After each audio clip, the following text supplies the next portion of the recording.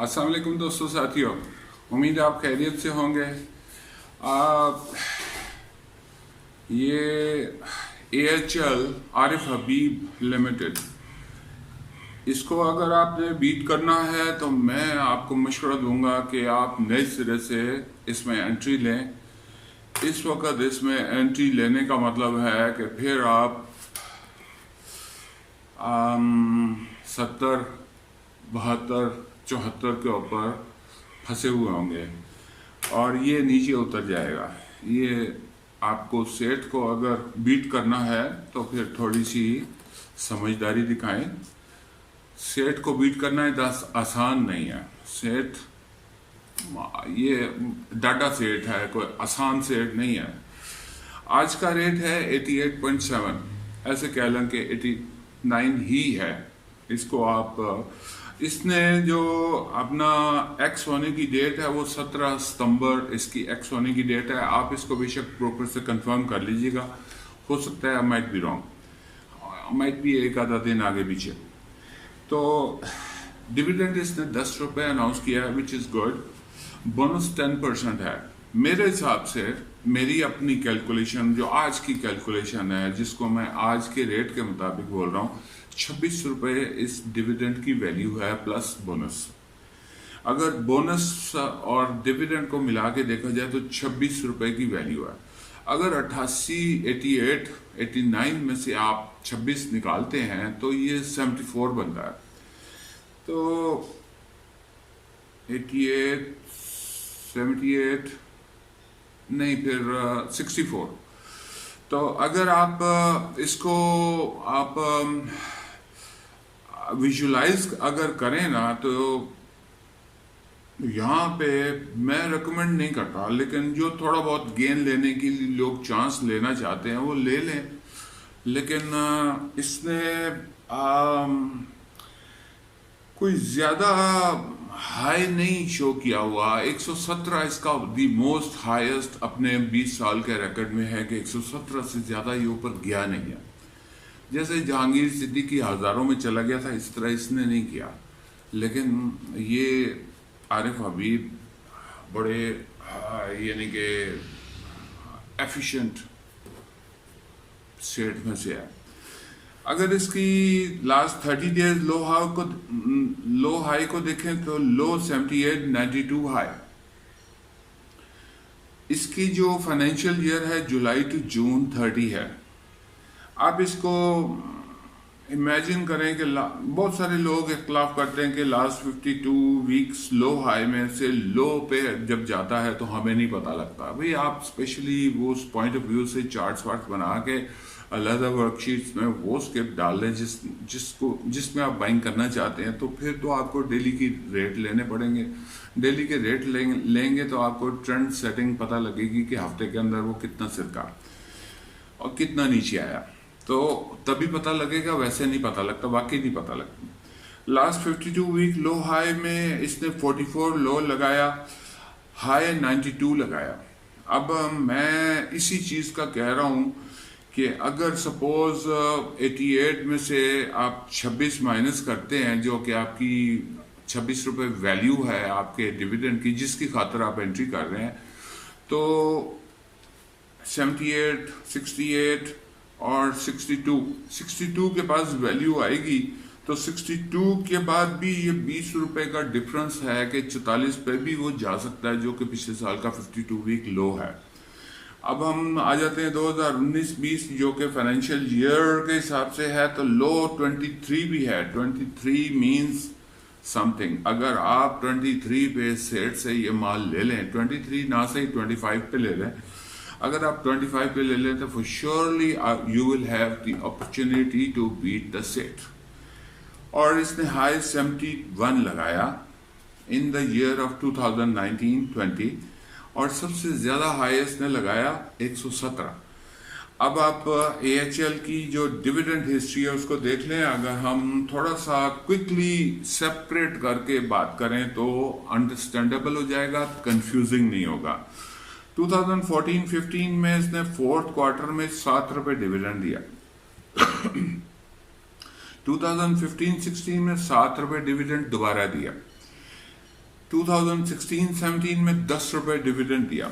ये तो dividend history हम सेपरेट कर रहे हैं अर्निंग पर शेयर से, क्योंकि मैं अर्निंग पर शेयर को कंसंट्रेशन से एक्सप्रेस करना चाहता हूँ। अगर मैं मुख्तलिफ सिचुएशन में मौजूद हूँ और अर्निंग पर शेयर सिग्नल मुझे करता हो कि अगले साल इसने क्या करना, तो मैं वही चीज़ आप लोगों को बताना चाहता हूँ। 2017-18 में 3 रुपए डिविडेंड दिया और 20% बोनस शेयर दिए। ये 2 बारी जो बोनस शेयर दिए हैं, इस वजह से ये अब इस वक्त 90 के पास है और 117 भी तब इसने तभी लगाया था जब इसने 20% बोनस शेयर दिए थे।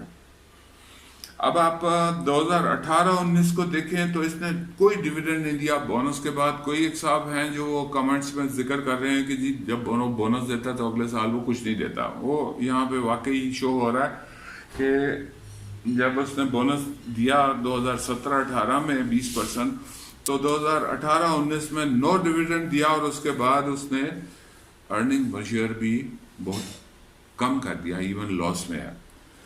तो 2019-20 में loss in 2 quarters, 4th quarter में 2.5 रुपए डिविडेंड दिया सिर्फ। अब आप इसको खुद देख लें कि 4th क्वार्टर में सिर्फ 2.5 रुपए, सारा साल वेट करने के बाद 2.5 रुपए का अगर होगा तो इसी वजह से इस साल में इसने 24 भी लगाया।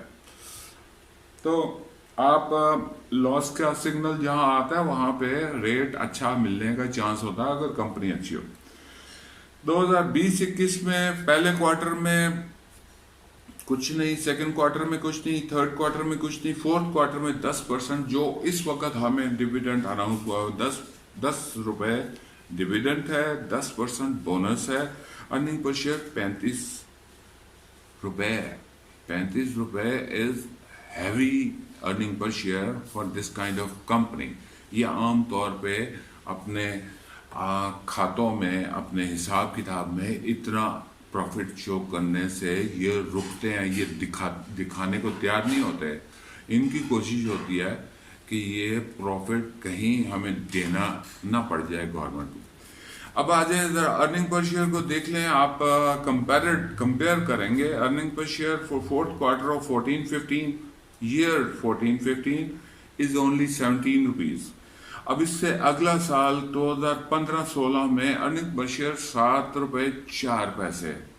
यहाँ पे मैं आपको यही कहूँगा कि यहाँ पे मुझे क्वेश्चन कि मुझे पता हो कि नेक्स्ट ईयर ये उसका उधार उतारेगा। तो अर्निंग पर शेयर अगले 7.4 जब आया तो 4th क्वार्टर में earning per share next year 16 था, वो बहरहाल रिकवर कर गया। 2017-18 में अर्निंग पर शेयर 10 रुपए था 4थे क्वार्टर में। अब 2018-19 में आप देखें तो लॉस है, 99 पैसा का लॉस है, लॉस पर ईयर पर शेयर।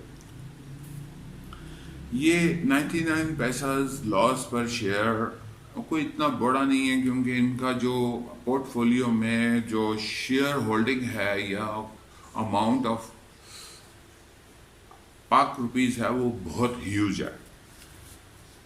ये नहीं कि इसका AHL का वेटेज खासा है, कोई कम नहीं है। अब आप 2019-20 में अर्निंग पर शेयर देखें तो 1 रुपए 22 पैसे है। 1 रुपए 22 पैसे की वजह से इसने 4th क्वार्टर में 2.5 रुपए सिर्फ डिविडेंड दिया। अब 2020-21 में आप देखें तो अर्निंग पर शेयर 12.55 पहले क्वार्टर में, सेकंड क्वार्टर में 22 रुपए, थर्ड क्वार्टर में 27 रुपए, 4th क्वार्टर में earning per share is amazing के 35 रुपीज अर्निंग पर शेयर है। अब ये आप इसको ऐसे देख लें कि इसको एक्स होना है 17 सितंबर को। जो साहब इस वक्त यहाँ एंटर होंगे, इसमें 2 चीज़ें हैं इफ़ और बट की। अगर 88 से यह मूव करके, क्योंकि टाइम तो आपके पास 1.5 माह का मौजूद है, 1.5 माह तक इसने एक्स होना है, तो 1.5 माह एक वसी टाइम होता है। 88 से मूव करके अगर ये 117 पे जाता है तो फिर कोई चांस है कि आपको फ़ायदा होगा। अगर आप 88 पे या 88 से नीचे एक्स होता है तो फिर भी चांस है कि आपको बेनिफिट मिल सकता है, क्योंकि डिविडेंड तो फिक्स है, लेकिन आपका रेट जितना नीचे आप बाय करेंगे तो आपको उसका उतना ही ज़्यादा बेनिफिट मिलेगा। बहरहाल मैं आपको रेकमेंड करूँ कि AHL में आप नए सिरे से एंटर हो, और ये आमतौर पे मार्च अप्रैल या फरवरी मार्च अप्रैल में इसका लोएस्ट रेट होता है। अब ये इस वक्त उतरने में भी टाइम लेगा, चढ़ने में भी टाइम लेगा। दरमियान में एक ऐसा टाइम आता है जब फरवरी मार्च में मार्केट बहुत स्लो होती है, तो उस वक्त आप इसका बाइंग का आमतौर पे रेट होता है। बहरहाल ये डिफरेंट भी हो सकता है, वेरी भी कर सकता है। मैं अपनी तरफ से आप सबका शुक्रगुजार हूँ, थैंक यू वेरी मच।